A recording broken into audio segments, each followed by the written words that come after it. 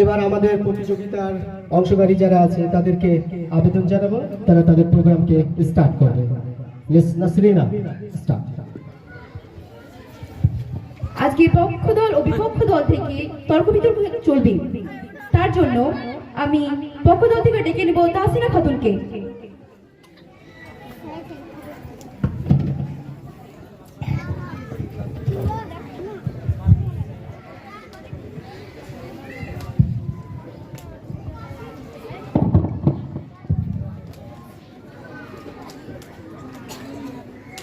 আসসালামু আলাইকুম ওয়া রাহমাতুল্লাহি ওয়া বারাকাতুহু। আমি পক্ষ দল হতে তাহসিনা খাতুন, বর্তমানে সপ্তম শ্রেণীতে পাঠরতা। আম্মু বলেন পড়বে শোনা, আব্বু বলেন মন দে, পাঠে আমার মন বসে না নোটিফিকেশনের শব্দে। হ্যাঁ, আজকে এই হচ্ছে বর্তমান তরুণ প্রজন্মের প্রধান সমস্যা। বিতর্ক চলছে এবং আমাদের আজকের বিতর্ক নির্ধারিত হয়েছে সামাজিক যোগাযোগ মাধ্যমের প্রতি আসক্তি আজ তরুণ প্রজন্মের প্রধান সমস্যা।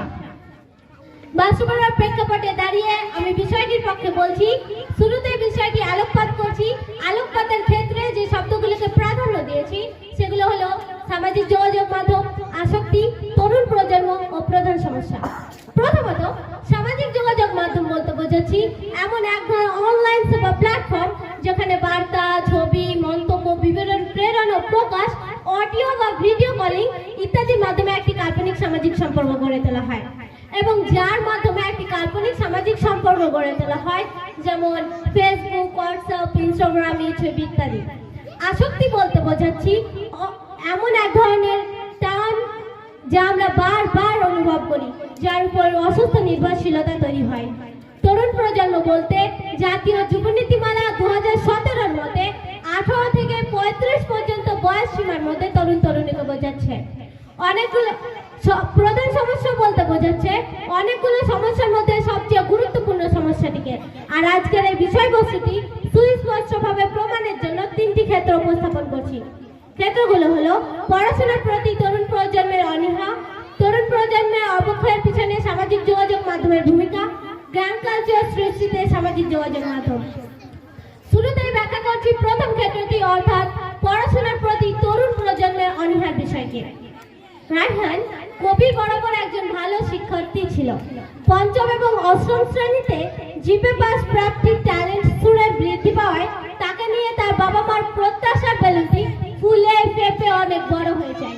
অথচ একটা সময় যে সেই রায়হানকে নিয়ে তার বাবা মার আকাশ ছোঁয়া স্বপ্নটি দুঃস্বপ্নে পরিণত হয়। অতি সহজ সরল পিতামাতাকে বুঝিয়ে রায়হান বৃত্তিপ্রাপ্ত অর্থ জমিয়ে একটি স্মার্টফোন কেনে। প্রতিপক্ষ বান্ধবীরা সেই স্মার্টফোনটি তার জীবনের কাল হয়ে দাঁড়িয়েছিল।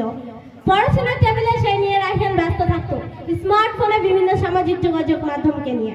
হঠাৎ করে মাধ্যমিক পরীক্ষা চলে এলো। অতঃপর অপ্রস্তুত রায়হান অংশগ্রহণ করলো পরীক্ষায়। নির্ধারিত দিনে ফলাফল প্রকাশ হলো, কিন্তু ছেলের অতি প্রত্যাশার ফলাফল শুনে রায়হানের বাবা মার অজ্ঞান প্রায় অবস্থা। তখন তারা বিষয়টি অনুধাবন করতে পেরেছিল ঠিকই, কিন্তু ততক্ষণে অনেক বড় ক্ষতি হয়ে যায় তাদের কোমলমতি সন্তানের ভবিষ্যতে। রাগে ছেলের হাত থেকে মোবাইল ফোনটি নিয়ে ছুঁড়ে ফেলে দেন বাবা। আর ঠিক তখনই রায়হানের জীবনে নেমে আসলো এক ভয়ঙ্কর ক্ষতি। ফলাফল ভালো না হওয়ার কষ্ট এবং অতি যত্নে স্মার্টফোনটি ভেঙে ফেলার ব্যথা নিয়ে এক দুঃস্বপ্নের পথে পাড়ি জমায় রায়হান। হ্যাঁ, বিজ্ঞ বিচারক মন্ডলী, আত্মহত্যার পথ বেছে নিয়েছিল ছেলে রায়হান, যে ঘটনায় তোলপাড় হয়েছিল সারা রাজ্য তথা দেশ। আজ এই পরিণতির জন্য আমরা কাকে দোষ দেব? যে সন্তানের বাবা মা চেয়েছিল যে ছেলেটি ডাক্তার বা ইঞ্জিনিয়ার হবে, কিন্তু আজকের এই সামাজিক যোগাযোগ মাধ্যমের প্রতি আসক্তি তার জীবন থেকে সবকিছুই কেড়ে নিয়েছে। আজকে শুধু একজন রায়হান নয়, বরং তার মতো লক্ষ লক্ষ তরুণ তরুণী এই সামাজিক যোগাযোগ মাধ্যমের আসক্তিতে পড়ে নিজের জীবনের সোনালী ভবিষ্যৎটুকুকে নষ্ট করে দিচ্ছে। আর সব সমস্যার মূলে রয়েছে সামাজিক যোগাযোগ মাধ্যমের প্রতি আসক্তি, যাকে ঘিরে অস্থিরতা বিরাজ করছে তরুণ প্রজন্মের প্রতিটি ঘরে ঘরে।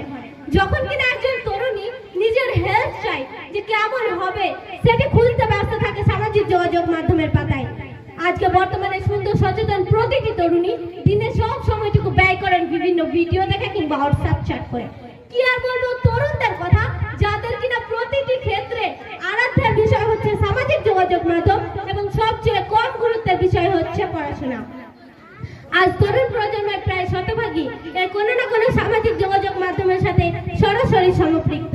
আজকে তাদের নেশা এবং পেশাই হচ্ছে সামাজিক যোগাযোগ মাধ্যম।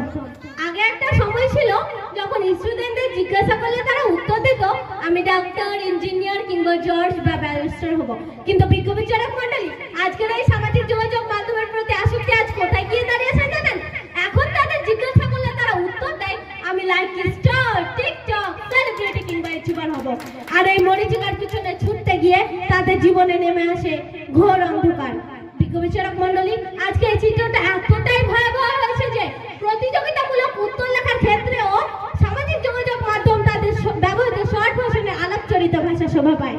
আর এই যখন হয় আমাদের পড়াশোনার ক্ষেত্রে সামাজিক যোগাযোগ মাধ্যমের দুরবস্থার চিত্র, তখন এই কথা প্রমাণের আশায় রাখে না যে বর্তমানে তরুণ প্রজন্মের প্রথম এবং প্রধান সমস্যাটি হলো আজকের এই সামাজিক যোগাযোগ মাধ্যমের প্রতি ভয়ানক আসক্তি।